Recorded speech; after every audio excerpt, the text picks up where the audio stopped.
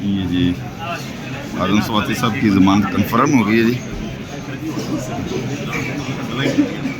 Sir आज के case के हवाले से क्या कहेंगे? बेल जो है कंफर्म हो चुकी है। ये FIA की जज साहब को उन्होंने कंफर्म की है। FIA में जाना है। अच्छा FIA ये आप जा रहे हैं। एडिशनल सेशन जज। पहले आप कर लेना। जी बिस्मिल्लाहिर्रहमानिर्रहीम। आज हमारा एक 2014 का केस था जिसमें ऑलरेडी आजम खान साहब की बेल ग्रांटेड थी 2014 में, जो आफ्टर अरेस्ट बेल थी। 13 को इनको गिरफ्तार किया गया, एक दिन बाद अपीयर किया और उसके अंदर जज साहब ने बेल ग्रांट कर दी थी और अभी उसके अंदर बेल कैंसिल की गई थी और उसके बाद दोबारा वारंट इशू किए गए थे और उसके साथ जो इनके छोटी अमाउंट्स थे फोरफिट करके उनके खिलाफ भी कार्रवाई की गई।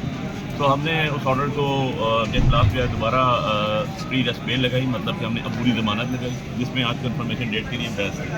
उसमें नोटिस डेट को किया हुआ था ऑनरेबल जज साहब ने। आज हम सुबह इसमें अपीयर हुए और ऑनरेबल कोर्ट ने after hearing complete thorough arguments हमारी बेल जो है वो कंफर्म की। जी जमात इसमें 2014 धरने के हवाले से चल रहे थे। इसके अंदर डिसओबीडियंस ऑफ 144 थी और पुलिस के कार्य सरकार में मुदाखलत और ये सारे के साथ। अब इसके बाद हमारी 2 बेल्स और रह गई हैं क्योंकि आपको पता है कि एक बेल हमारी एंटी टेररिस्ट कोर्ट की ऑलरेडी कंफर्म हो चुकी है। 2 बेल्स हमारी पेंडिंग हैं जो FIA कोर्ट में, जिसमें हम अभी सुबह होकर आए हैं। लेकिन वहाँ पर अनफॉर्चुनेटली जो हमारे ओरिजिनल जज हैं मायूं दिलावर साहब, वो बड़े खर्चे से छुट्टियों पे गालबन की बाहर गए हुए थे।